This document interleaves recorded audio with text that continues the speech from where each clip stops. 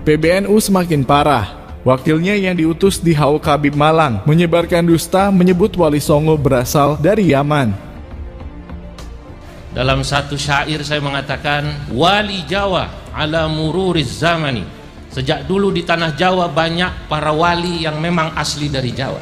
Wali Songo kadza kiramul Yamani. Begitu juga Wali Songo dan masyayikh-masyayikh, ulama-ulama, para habaib yang mulia-mulia yang datang dari Yaman. Begitu juga Wali Songo, begitu juga Wali Songo dan masyayikh-masyayikh, ulama-ulama, para habaib yang mulia-mulia yang datang dari Yaman. Yang memasukkan Wali Songo ke dalam struktur galur nasab Ba'alawi itu bukan ahli nasab, tapi ahli sejarah. Beliau tidak pernah menuliskan nasab Wali Songo hingga ke bawah sini. Beliau menghentikan penulisan nasab hingga ke Abdul Malik. Abdul Malik. Abdul Malik itu Ahmad Khan. Ahmad Khan. Generasi ke-18 dari Rasulullah. Oke. Yang ini tidak pernah tulis. Tapi siapa yang Said Abdul Malik dan Wali Songo? Iya. Jadi para ahli sejarah bukan an-nasabah. Jadi para ahli sejarah bukan an-nasabah, bukan an-nasabah. Siapa ahli sejarah yang dimaksud? Vandenberg, sanadnya dari Tompir. Siapa Vandenberg itu? Belanda.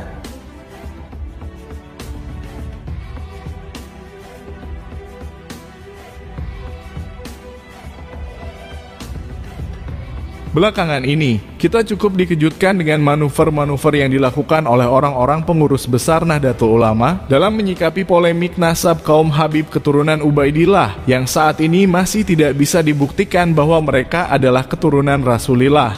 Kita hanya bisa meraba-raba apa yang melatar belakangi semua ini sehingga orang-orang PBNU sangat gencar berbicara membela kaum Ba'alawi. Hal yang sangat jarang terjadi selama perdebatan nasab berlangsung selama setahun belakangan ini. Entah karena memang mereka diminta oleh para tokoh Ba'alawi atau memang sengaja mengalihkan isu yang sedang mereka hadapi, meredam isu pemecatan Ketua PWNU Jawa Timur Kiai Marzuki. Tidak bisa dipungkiri pembelaan mereka terhadap kaum Ba'alawi tiba-tiba sangat gencar dan itu mereka lakukan di saat banyak tokoh NU kultural yang tidak terima dengan keputusan PBNU memberhentikan Kiai Haji Marzuki Mustamar.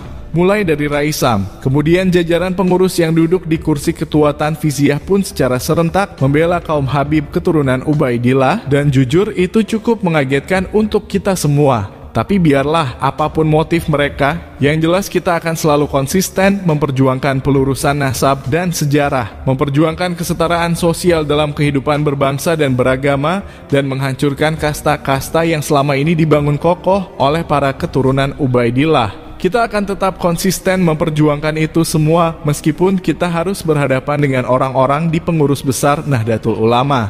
Kita sudah bisa membaca bahwa sepertinya memang ada pergerakan dari PBNU untuk menghadang perjuangan kita. Dan ketika banyak dari kawan kita yang sedang gencar-gencarnya mengcounter Gus Fahrur, salah satu pengurus Tanfiziah Nahdlatul Ulama atas pembelaannya terhadap anak cucu Ubaidillah, maka di sini kita akan mengcounter pengurus Tanfiziah lainnya Kiai Haji Zulfa Mustafa yang sepertinya luput dari perhatian kawan-kawan kita, di mana ia sebagai wakil ketua umum PBNU berbicara di depan publik dengan sembarangan, yaitu Wali Songo ia katakan berasal dari Yaman. Kita tidak peduli dengan kalimat Arabnya, karena yang pasti penjelasan dia dalam bahasa Indonesia. Susunan kata-katanya jelas akan ditangkap dan difahami oleh orang awam bahwa Wali Songo berasal dari Yaman seperti yang ia jelaskan.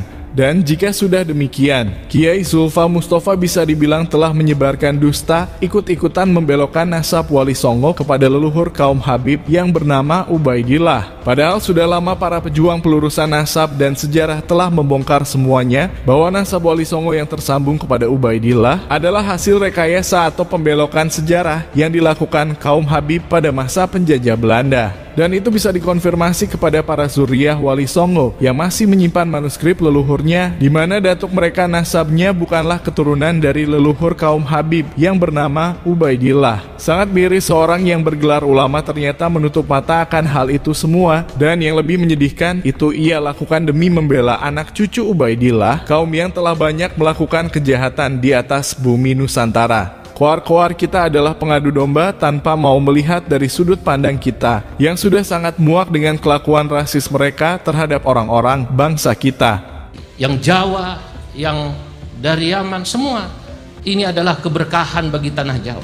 Oleh karenanya jangan pernah kemudian Indonesia kita yang sudah indah ini, yang rukun ini, yang penuh barakah ini, kemudian warganya baik itu orang Jawa kemudian mau diadu domba dengan yang menyebut kemudian yang bukan dari Jawa. Nah saya tanya, berapa banyak oknum-oknum yang Anda cintai, yang Anda anggap sebagai dzurriyyah Nabi, buka saja medianya, yang justru bukan hanya provokasi, sudah terang-terangan menghina ulama-ulama Nusantara, dibabi-babikan, dianjing-anjingkan, bahkan diceleng-celengkan gitu kan. Begitulah ulama-ulama yang sogoan tuh, anjing. Anjing, babi, kenapa kau jual ayat-ayat Allah dengan harga yang murah? Anjing, babi, kenapa kau pakai sorban tapi engkau berdiri di pintu-pintu pejabat? Dikasih sedikit ngelompat dia, wah dia merasa hebat. Kasih sekali melihat, wah sudah, anjing piaraan tuh.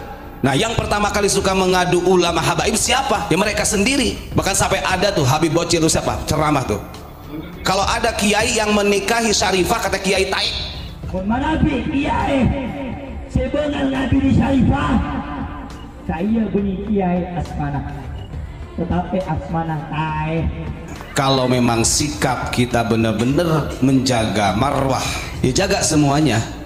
Jangan beranggapan kita yang membela ulama kita kemudian kita dianggap provokatif, sementara mereka orang-orang imigran dengan seenaknya menginjak-injak orang kita, kamu diam saja, gak malu, gak punya harga diri. Sangat tidak punya harga diri memang para tokoh orang tua kita yang mulia di pengurus besar Nahdlatul Ulama. Ketika orang-orang dari golongan mereka yang sudah sejak lama menyebarkan provokasi dan kebencian terhadap para ulama Nusantara, serta menyebarkan paham rasisnya yang sangat merendahkan martabat bangsa kita, para pengurus PBNU hanya diam 1000 bahasa, sedikit pun mereka tidak berani menegurnya. Apalagi koar-koar menganggap mereka sebagai pengadu domba antara habaib dengan ulama. Sangat berbanding terbalik dengan perlakuan mereka terhadap kita, bangsa pribumi Nusantara, yang baru setahun belakangan menghantam balik para keturunan Ubaidillah. Namun mereka semua sudah sangat sibuk pasang badan membela tuan majikannya. Padahal jika PBNU mau berpikir secara netral dan tidak berpihak kepada siapa-siapa, maka sesungguhnya ini semua terjadi disebabkan karena kesalahan mereka yang sejak dulu membiarkan golongan kaum Habib merendahkan dan menebarkan kebencian kepada para ulama Nusantara, menyebarkan paham rasisnya yang sangat merendahkan martabat bangsa kita, hingga menebarkan ancaman terhadap eksistensi kedaulatan negara. Konflik yang sedang terjadi jelas karena kesalahan PBNU yang selama ini membiarkan kebiadaban golongan mereka, sehingga kita sebagai bangsa pribumi Nusantara sudah benar-benar runtuh pondasi kesabarannya. Dan jika sekarang PBNU justru berdiri di pihak mereka, maka dengan tegas kita mengatakan bahwa PBNU telah gagal total menjadi orang tua yang bijaksana bagi umat Islam bangsa Indonesia. Jika kalian gembar-gembor, kita picik karena menyamaratakan semua kaum Habib bersifat bangsat, padahal mereka hanya oknum yang tidak mempresentasikan semuanya. Maka lihatlah Taufik Assegaf, ketua mereka, yang bisa dibilang suaranya mewakili seluruh Habib di Nusantara. Pernahkah dia menegur anggotanya yang bersikap bangsa terhadap bangsa kita? Sama sekali tidak pernah, dan justru dia sendiri jejak digitalnya kerap menghinakan para ulama Nusantara dan juga sangat masif menyebarkan paham rasisnya yang sangat merendahkan marwah dan martabat bangsa kita. Ini adalah bukti bahwa sejatinya mereka semua sama, dan jika PBNU masih menutup mata dan tetap berdiri di pihak mereka, maka jangan salahkan jika kita menganggap PBNU sekarang menjadi jongos, serta basarnya kaum Habib anak cucu Ubaidillah, sang keturunan palsu Rasulillah.